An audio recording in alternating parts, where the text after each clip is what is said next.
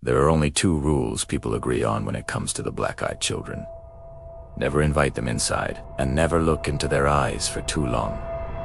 Because once you do, they don't need permission anymore. I first heard about them in 1998, while working as a freelance researcher, collecting modern folklore across the Midwest. The story came from a police dispatcher in rural Vermont who refused to go on record. She told me, "Every call sounds different, but the fear is always the same. Children at the door, asking to be let in." The reports followed a pattern that disturbed even skeptical investigators. The children were always between 8 and 12 years old. Their clothes were outdated, often decades old. Their voices were calm, rehearsed, and emotionless. They never forced entry. They never screamed. They simply asked, "Can we come inside? Our parents are waiting. We're cold." And when the door stayed closed, they waited. Every witness mentioned the same detail last. The eyes were not dark brown, not saddle-wed, they were completely black. No white, no reflection, no depth. Several witnesses said it felt like staring into something unfinished. One of the few documented cases occurred in Abilene, Texas. A man named Thomas Reed reported to children knocking on his car window while parked at an ATM late at night. They asked for a ride. They said their mother was nearby. Thomas said he felt an overwhelming pressure in his chest, like panic without fear. Then he noticed their eyes. He drove away.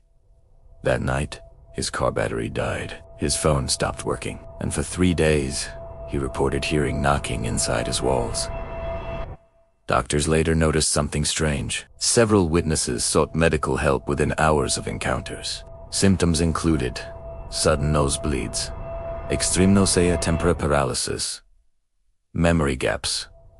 One physician wrote in a private note, "Patients described fear before visual contact, as if the body recognizes a threat, the mind can't."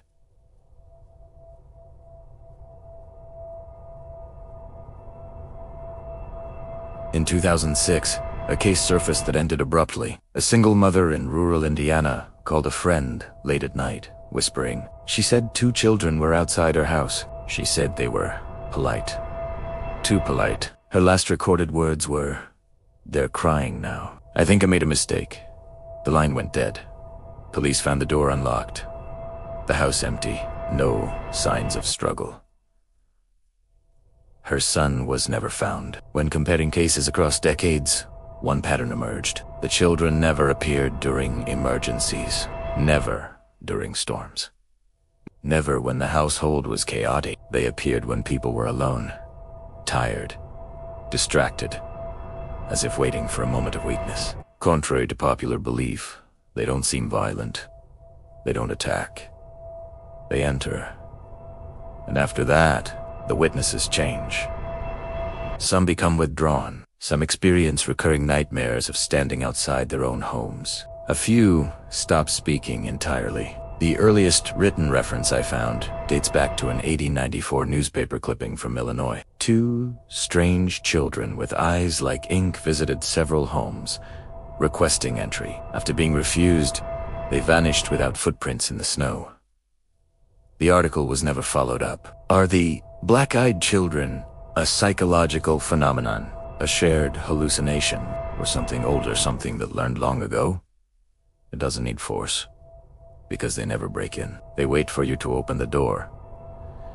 If you ever hear knocking late at night, and the voice on the other side sounds rehearsed, don't open the door. Subscribe to Mistforge for more stories that walk the line between legend and reality.